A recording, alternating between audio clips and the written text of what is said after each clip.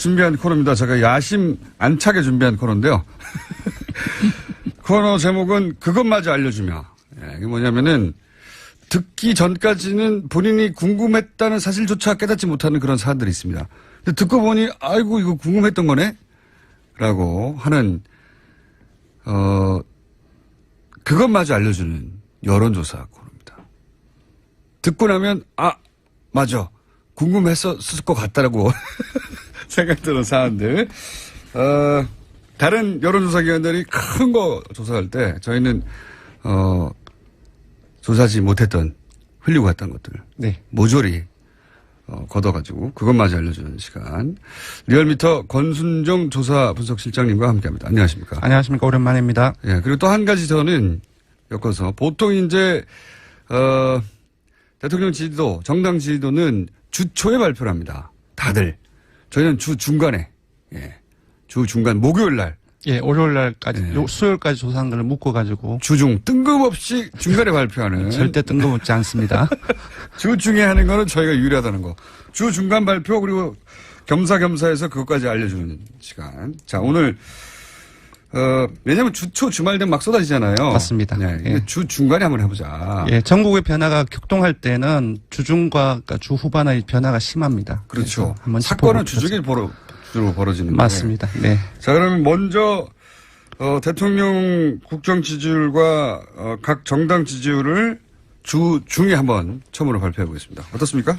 네, 지난주까지 문 대통령 지지율이 2주 연속 하락했는데요. 이번 주차가 취임 12주차입니다. 주중 집계에서는 반등세를 보였습니다. 아하. 긍정평가가 지난주 대비 2.3%포인트 올라서 74.7%가 나왔고요. 부정평가는 18.7%로 나타났습니다. 그러네요. 떨어진 만큼 다시 올라갔네요. 네. 맞습니다. 네. 그리고 정당은 어떻습니까? 정당은 더불어민주당이 54.7%가 나왔고요. 많이 올라갔네요. 많이 올랐습니다. 한 4.3%포인트 올랐고요. 자유한국당은 15.1%, 정의당은 6.2%, 국민의당은 4.9%, 4%는 처음 나왔는데. 바른정당도 4.8%로 당청이 모두 올랐고 야사당이 정의당 포함해서 정의당 낙폭은 그렇게 크지 않은데 야사당이 모두 내렸습니다. 여기서 국민의당 4%는 처음이고 바른정당 4%도 처음인 것 같은데요? 처음은 아니군요. 예, 바른정당은 이전에 많이 좀 안 좋았을 때가 있었기 때문에 4%대가 있었고요. 낙폭이 제일 크네요. 예, 국민의당은 지금까지 이제 제보조작 논란으로 5.1%가 종합집계로서는 최저였는데요. 요번에 3일간의 종합집계 기준으로 해서 최초로 4% 떨어졌으니까 최저치입니다. 그렇군요. 의원님 분석을 잠깐 해보죠. 대통령 주 중간에 중간 합계 지지율이 2%가 올라간 이유는 뭡니까? 일단은 두 가지로 보고 있습니다. 지난 주말부터 이번 주 주초에 크게 화두가 되었죠. 하나는 대기업 고소득자. 이제 당청의 용어로는 초가 앞에 붙었는데, 네. 예, 대기업 고소득자 정세 방침과. 초고소득이 맞긴 맞죠, 그 정도면. 맞습니다. 근데 한국당의 충북도내 발언이 있었죠. 덜치 발언부터 시작해서 여러 가지 SNS 해명 논란, 거짓말 논란 그런 부분들이 이제 확대가 됐는데 이 두 가지가 영향을 미친 것으로 보입니다. 그러면 증세 논란은 보통 집권 여당의 지지를 떨어뜨리는데요, 통상. 맞습니다. 보통 세금 관련해서는 이제 지지율 하락 요인이라고 모두가 인식을 하고 있는데 이번은 좀 다릅니다. 이제 박근혜 정부 때는 여러분 많이 기억하실 겁니다. 연말정산 세금 폭탄 기억하시죠? 그때 난리 났었죠. 예, 그리고 담배값 인상. 그때도 난리 났었고요. 예, 저도 담배를 피우는데 엄청나게 저도 조금 욱했던 적이 있었거든요. 한꺼번에 500원도 아니고 2,000원 예. 올라왔잖아요. 예. 유례가 없는. 그때는 사실상 지지율 하락 요인이 크게 작용을 했죠. 했고요. 이번엔 조금 다른데요. 그 이유는 제가 보기에는 기존 같은 경우는 서민들한테 부담을 지우는 것이었는데 간접세의 성격이 네. 많이 많았기 때문에 이번 주 같은 경우는 물론 이제 그 당청에서의 프레임을 동화한 부분들이 있기는 있지만 좀 아주 잘 사는 대기업과 고소득자에게 한정된 정서로 국민들이 이상. 네. 인식을 하고 있었다는 거. 왜냐하면은 그리고 이 5억 이상 얘기를 듣다 보면 5억 이상 소득자들이 불만이 있을 수 있어요. 2% 올랐다 하더라도 왜 우리한테만 하느냐. 그렇지만 그 얘기를 들은 5억이 소득이 안 되는 분들은 나 그 세금 낼 테니까 5억 벌게 해줬으면 좋겠다 이렇게 생각하거든요. 예, 이거는 조사 결과라도 나타났습니다. 지난주에 요 정세 관련 방침에 대해서 어떻게 생각하는지 여론조사를 해봤는데 무려 85.6%가 찬성 여론이 나왔습니다. 야. 그러니까 대통령 지지율보다 더 높은 거죠. 예. 그러니까 이 경우에는 대통령 지지율보다 더 높기 때문에 이런 사람들이 있는 겁니다. 그러니까 문재인 대통령은 반대하지만 네. 정세 방침에 대해서는 찬성하는 사람들이 이런 방식의 나타나는 정세는 거죠. 좋다. 그래서 이런 부분들의 일부가 그 우호적인 태도로 돌아설 여지가 있는 것이죠. 그리고 또 한 가지 드는 생각은 뭐냔 말이죠. 이런 증세 논란, 예전에 이제 종부세 논란 때도 사실 유사한 구조였거든요. 그렇습니다. 국민 대부분이 종부세하고 상관이 없었어요. 네. 종부세 대상자가 1점 몇 %였으니까요. 네. 그러니까 나머지 98%는 찬성해야 되는데, 당시에는, 그 보수 매체들이 그 세금 폭탄이라고 일반인들은 상관이 없는데도 불구하고 그런 프레임을 공개해서 먹혔어요, 그때는. 지금도 프레임 전쟁이 정말 거대하게 일어나고 있는데. 안 먹혀요, 이번에는. 예. 신기하게. 저도 보수 매체가 이걸 세금 폭탄 뭐라고 합니까, 무슨 용어죠? 세금 폭탄 또 하나의 용어가 있는데 하여튼 여러 가지 용어로 결국은 세금을 올리는 거에 대해서 굉장히 집중적으로 비판하고 있거든요, 보수 네네. 매체들이. 네. 표적 증세. 네. 네. 그런데 예. 안 먹히고 있네요.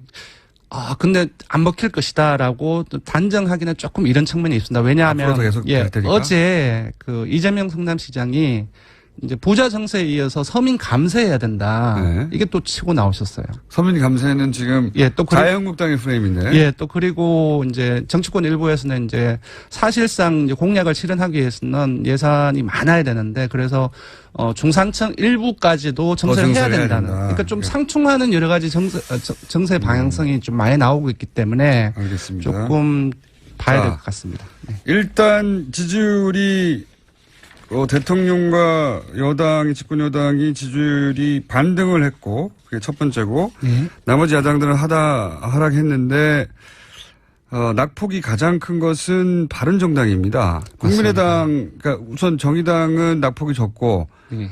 한국당도 낙폭이 그렇게 크진 않기 때문에 0.9%포인트입니다. 네. 네. 국민의당이 4%대 이하로 내려간 이유 그리고 바른정당이 낙폭이 큰 이유 이 두 가지는 어떻게 보십니까?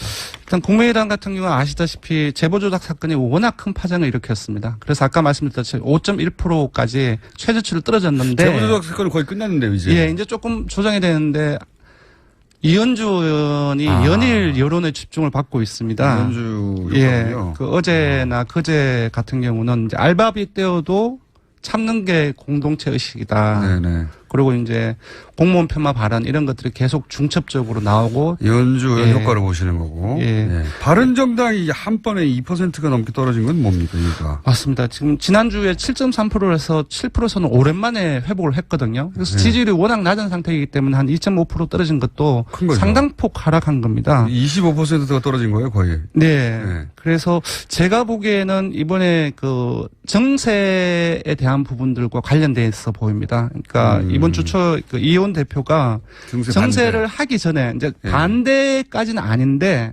정세를 하기 전에 안 한다고 했으니까 대선 과정에서 하기 전에 문 대통령이 사과해야 된다라는 부분들을 강하게 치고 나왔고 이 부분이 생각보다 상당히 많이 언론을 통해서 많이 부각이 되었습니다. 그러니까 아까 말씀드렸다시피 정세를 반대하는 포지션으로 메시지가 전달됐군요. 예, 그래서 아까 말씀드렸다시피 거의 국민 한 86% 정도가 이번 방침에 대해서 찬성을 하는데 좀 이렇게 대립각이 좀 반대로 나왔기 때문에 메시지를 자세히 들여다보면 정확하게 반대한 건 아닌데 기사 제목만 보고 지나간 경우도 많거든요. 네, 근데 기사 제목은 증세에 반대하는 메시지로 포지셔닝이 됐다 보니까 맞습니다. 지금 86%가 찬성하는 여론에서 반하는 발언이 됐다. 네네. 아하.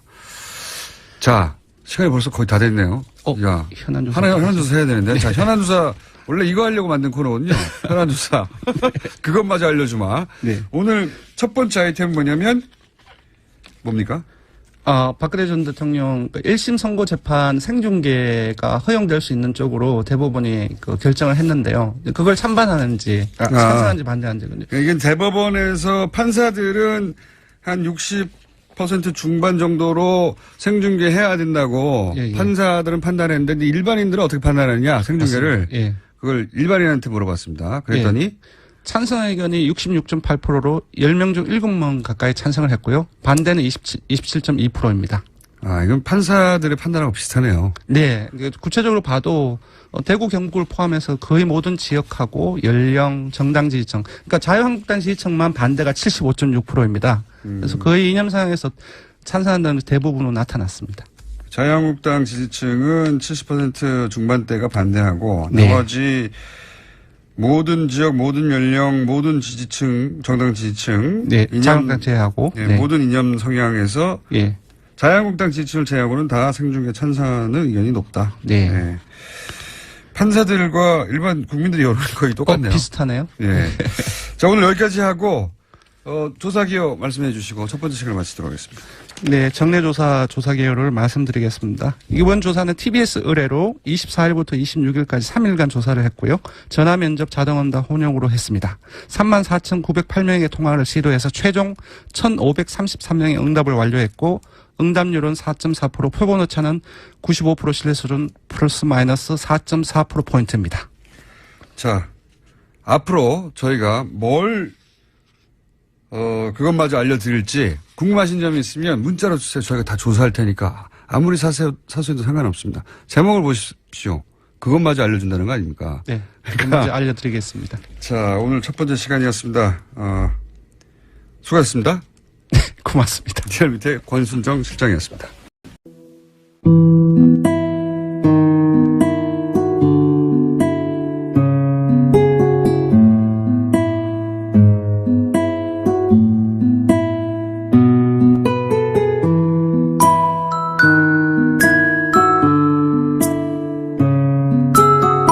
준비한 코너입니다. 제가 야심 안 차게 준비한 코너인데요.